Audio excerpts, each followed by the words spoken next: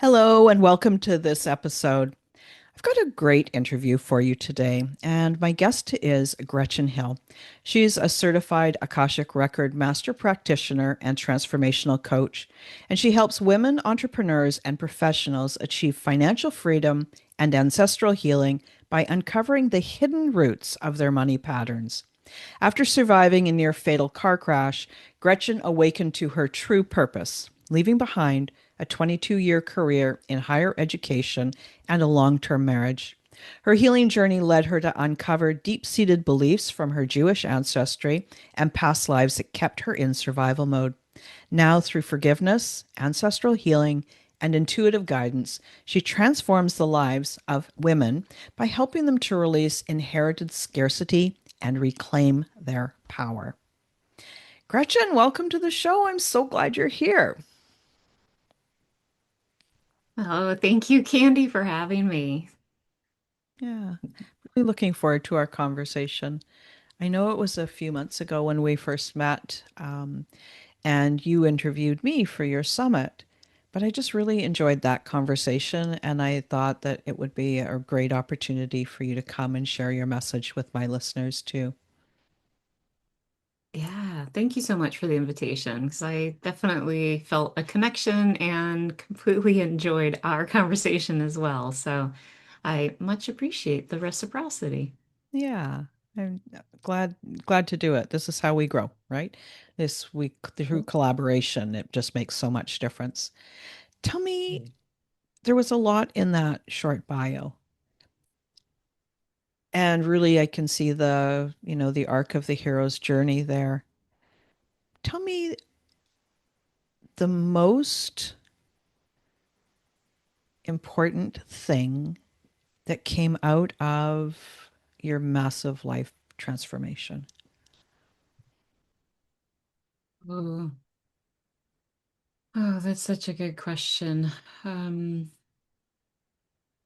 yeah, kind of like the most important. This kind of sounds, it kind of sounds cliche, and it's a comment that and I just don't know how else to say it, but it's a comment that so many people are so familiar with. Um, and it is this comment of it's about life is short.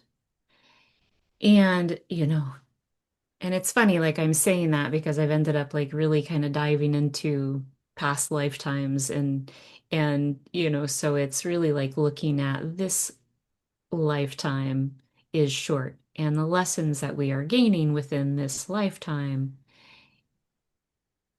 it's being able to like really pay attention, like what really are those lessons and um and being able to just like know that we have so much choice and it's looking at we can either live a life in pain and suffering, also known as a scarcity and lack mindset, or we can live a life in abundance, which is coming from love and self-care and courage and compassion and all the beautiful things, giving that to self and giving that to others.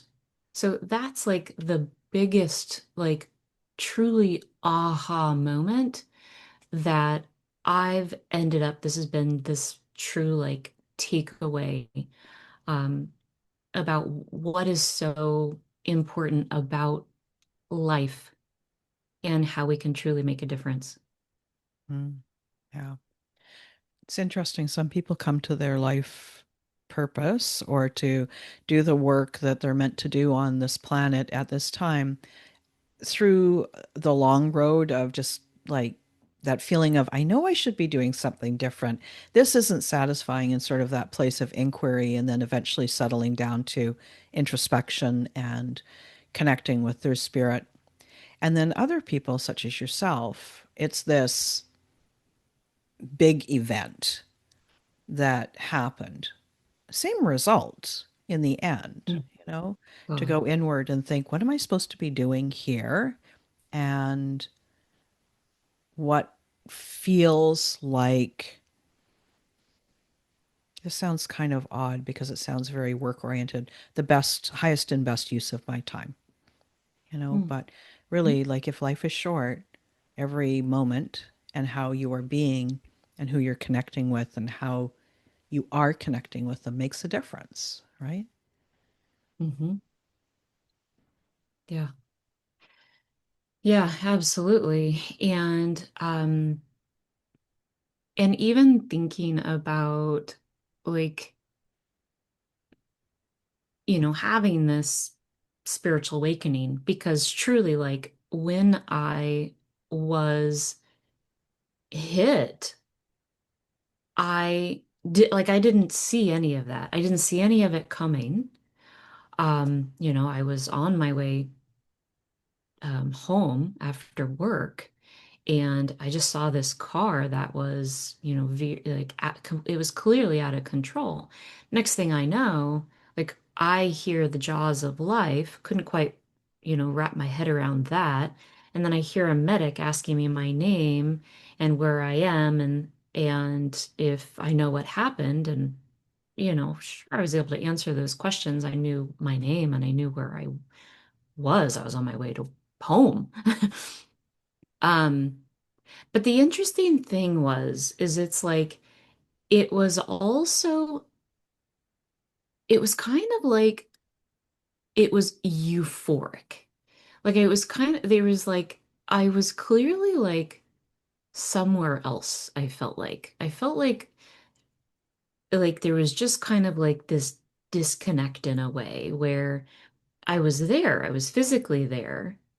Um, but everything and every way that I was communicating was truly from the heart, truly heart space.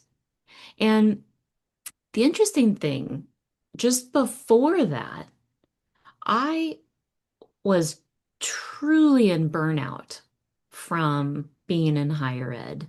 I was at that state where I was just I needed a change. My relationship didn't serve me. The career no longer served me. It didn't serve me none of it, personally, professionally, spiritually. It didn't serve me anymore. And I'd asked the universe, I'd asked the universe to stop because everything was going so fast. Everything felt so completely out of control. And I just needed a change. And I needed it quickly to happen because I was just like spiraling. Mm. And I know, there's many people that kind of can relate to where you're in a career for so long and you just know that it's not no longer your purpose. Like there's something about it. Like you've done everything that you can and you just feel so exhausted about either being in a relationship or being in this career where you no longer have any energy for it. You're Mm. completely depleted. There's a place where I don't know many people who can see where that downward track starts. Like Mm, we do everything, you think you're on the right path, and then all of a sudden, one day you're not. But I don't know many people that can see when they actually started to step off their path.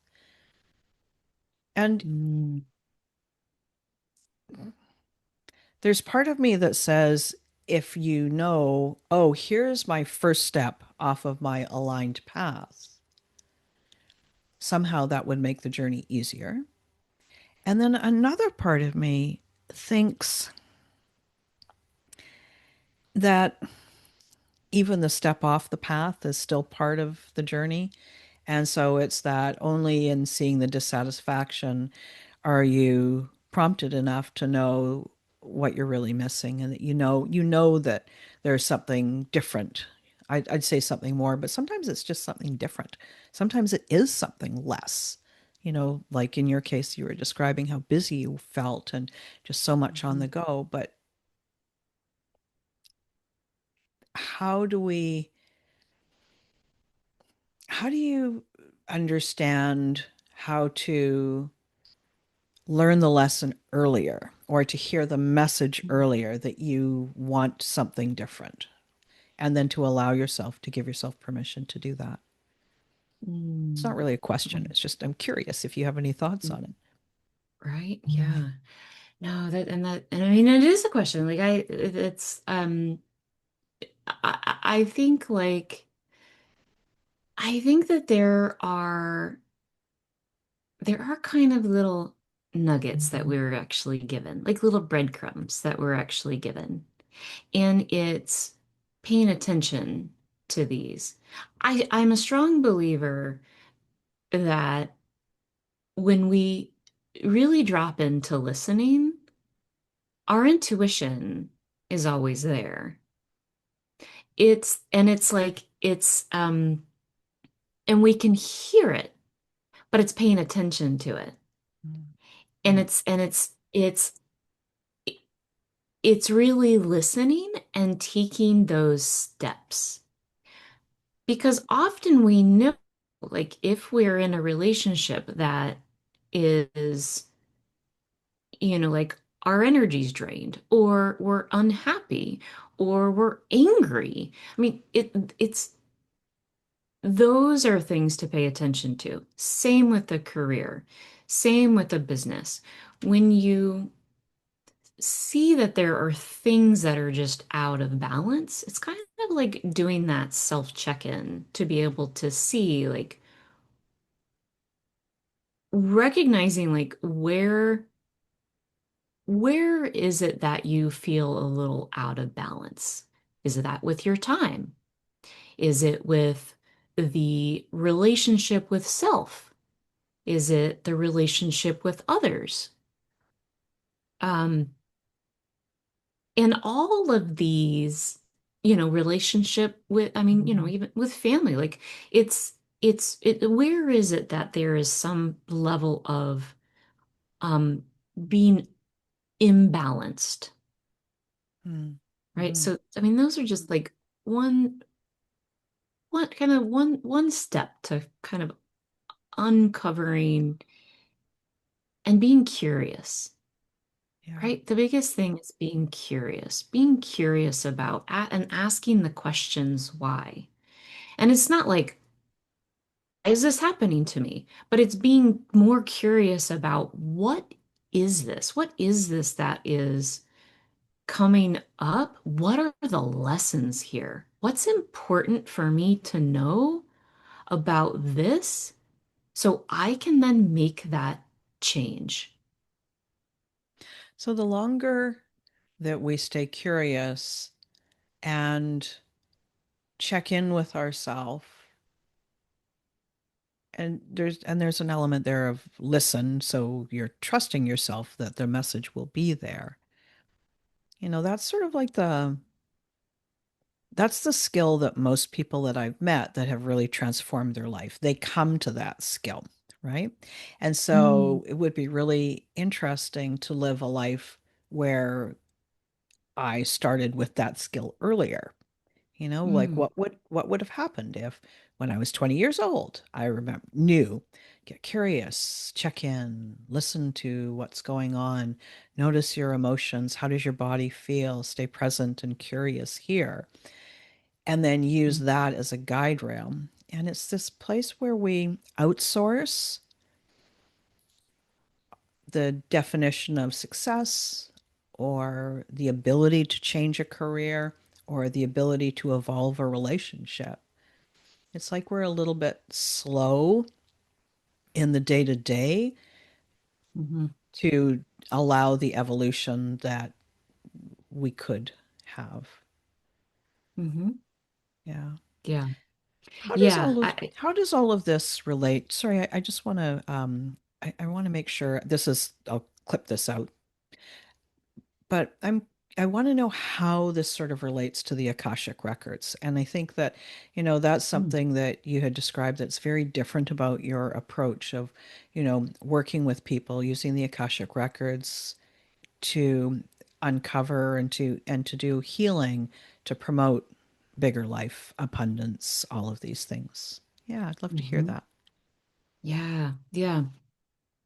Yeah, so the Akashic records are it's a way to be able to access s- an individual's soul, right? So it's being able to really get at what's the information that's been stored within someone's soul, as opposed to looking at things from the human mind and the human level. Hmm. Because when you look at at a soul, like you, so many people, and this is, kind of a common phrase too, of, oh, you're an old soul, like that didn't just come from nowhere. Like, there's a lot of meaning that comes from that. And, and there are religions that do have, discussion about and belief about, um, living multiple lives, being able to live, be reincarnated. And so what I see is that by accessing the Akashic records, we're able to get information that is more heart-centered and at a higher level of consciousness, and it puts ego aside. Now, it takes work for sure. So I'm not going to say like, oh, we can all just jump right in there and let's get all the answers. So it's not that like it's a new language, right? And so it takes time. But what I know, and also from my own experience, is what I know, and even working with clients as well, what I know is it is a way to, it's like accelerate the healing process. And so we can get in there and we can look at whether there are particular contracts that have to do with past lives, say to stay small. And for instance, like staying small would be like to not have a voice, to stay quiet. And reason being is in past lives, you've ended up having you've been ostracized in community, or you've been, or you've been killed in past life. And so that, by looking at, you can get in there and you can see like, is this a deeper wound that has been passed down even generationally? Or is this a wound as well? That could be the soul's wound. So we can get in there and be able to look at like, what is one's truly soul's purpose? And we can also look at too, like, what are these wounds that relate to money? And so are there scarcity wounds? And um and where are they from? Like, when did they start? Where did they come from? How far back did these wounds occur? And so you can get this information and be able to help kind of um navigate where forgiveness, acceptance, and, being able to move forward with healing even, your ancestral lineage. So there's something there about, the individual soul, but then you've also got in relationship to the soul contracts that you have potentially with others in your life and their individual soul as well. And is that something that you found has been really instrumental in the work that you've done with your clients? So I just want to make sure that I'm clear on the question. So by looking at a couple of different souls, but yeah, perhaps repeat that question if you don't mind. Yeah, no problem. And my fly has finally sat down. It's amazing. He's sitting here now looking at me. He's the funniest guy ever. I love it. He wants to be part of the Um, conversation. so let me just rephrase that.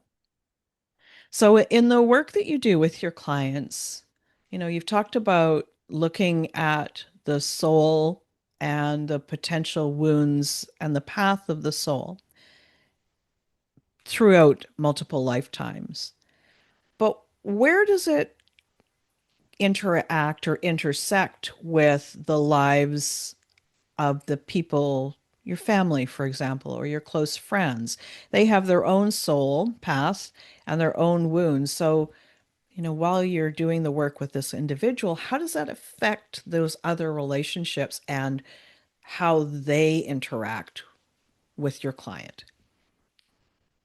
Oh my gosh, that's a beautiful question. Okay, so what I have seen is that through doing ancestral healing with the client, there's also this ripple effect that goes on, and healing occurs within family units as well. And so it's kind of like even when you look at even doing therapeutic work, and you're doing therapeutic work and you're healing your inner critic, you're healing your any childhood um patterns or traumas. Even by doing that, there's still the ripple effect that then goes on because it's the you and the client. There's the process of healing that ends up happening and the joy, and there's like like there's releases that end up happening, and it goes on in so many different areas. Like it's felt in so many different areas. I love that. So, for the people who listen to this show, some people are completely familiar with the Akashic Records and what they are and how it works.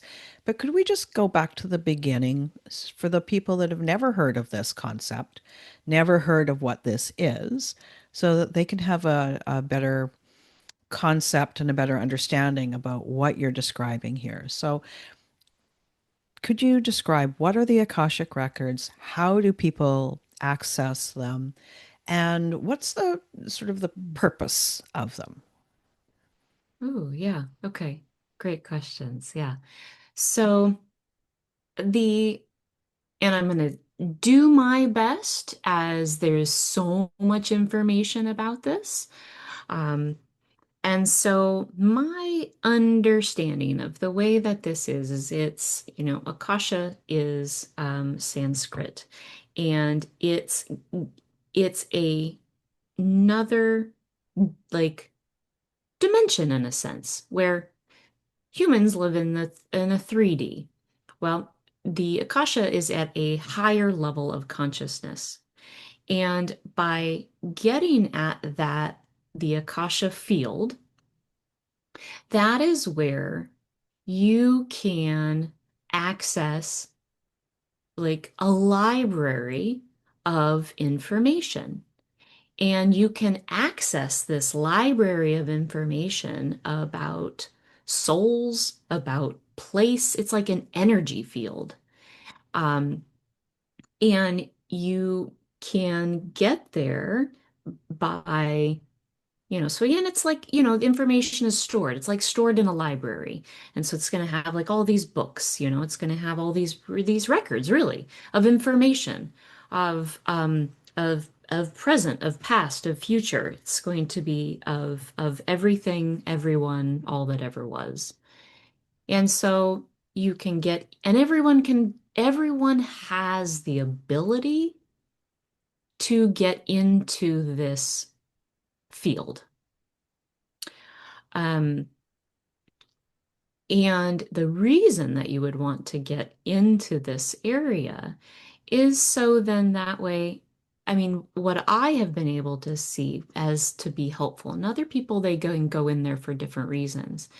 Um, but you can get in there to be able to start uncovering, um, again, like in terms of a career, like looking at one's soul's purpose, looking at, you know, being able to access it for healing processes. Um, Again, this can be like ways that you can get in there to, if you want to accelerate, um, healing through any type of issues or patterns that you have that you really want to get in there and work through. Then you can get into the Akasha at and accelerate your, I mean, that's you get this information and you basically get these downloads of depending on questions, you have to be very clear on what questions that you're asking. But the information that you end up getting is that, it's you either act upon this information and take action on this information, or you sit with the information, you have that information. You can do whatever you Yeah. want with the information. I mean, that's the Right. thing is that we all have, free will. Like we have that choice in what it is that we want to do. Um, I and so think it's really, what I I think it's, appreciate, sorry, just a sec. I think it's really interesting that yeah, anyone can come to the place in their life where they can access the Akashic records. I know not everyone would want to, and not every individual is always able to access it. If you've got something going on, you're not quite grounded, you know, it may be a not right now, try again later. But totally. it's it says a lot to me that this isn't only accessible to the chosen few.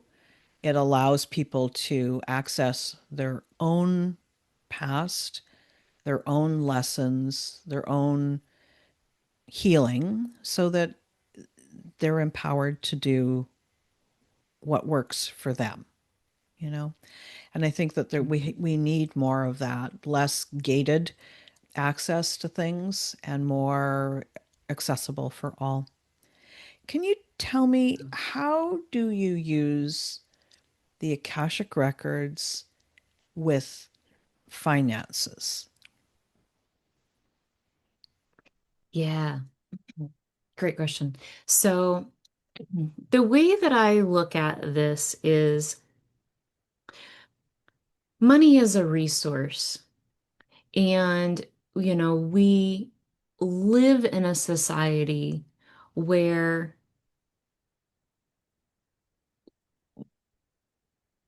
money is, we need it in order to buy food. We need it to, pay our mortgage or for our rent. Um, and it's, so it's something that we need and it is available to us. And so what I have found with, working with clients is that oftentimes can have the belief that like the saying of, I want more money, but, right? And so then understanding that it's looking at too, like, what are your energies? Like, where are your, if you're thinking about money as in it's hard to get or you have to work hard in order to get it, then it's also being able to uncover these narratives. right? And it's these stories that we end up telling ourselves. And it's being able to look at where also did these stories actually come from. So I'm so much about the whys. Like I'm so curious. I want to know like this, let's really unpack this and let's uncover the what is keeping one stuck from either earning more money or either um stuck at a point where feeling that they're not necessarily charging a rate that they're worth, right? So it's when you start really unpacking money, a lot of it actually is looking at these behaviors and these beliefs that people have, but that are being projected out onto money, out onto this resource. And so then what happens is then they're self-sabotaging themselves, and they're not able to get what it is that they're really needing and what they're really wanting. What are the And more so common by money stories that you hear? So you described one about I want more money, but I have to work hard to get it. What are some of the common stories that you notice? Yeah, I mean it's there's that. It's this money doesn't grow on trees, is another one, which then implies that, well, you have to work hard in order to earn money or earn a good living. So when it's looking at these narratives that we're telling ourself self, first of all, it is keeping you in this lack or in this scarcity mindset. And so it's being able to bring in, I mean, I also have what's known, I created a multi-generational money map technique. And so it is like it's looking at these narratives. Where do these narratives really stem from? Are they really yours? Or are they someone else's money wounds that they've ended up experiencing and are passing them down? And so it's So, helping, yeah. so you've got the individual and their relationship with the tool that is money.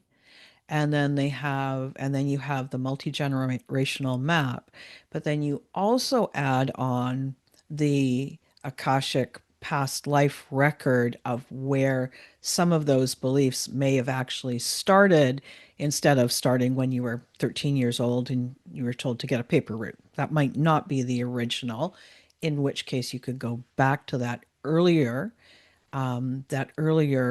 contract or belief and heal it at that point, and then you have the ripple effect, as opposed to healing it closer to the surface, right? So then it still might Absolutely. manifest. So there's sort of these three paths in a way to Mhm. the money work that you do with your clients. Is that right? Mhm. Yeah. Yeah, let's see. There's four pillars. Now let's see. So yeah, it's ancestral healing. It's the Akashic Records.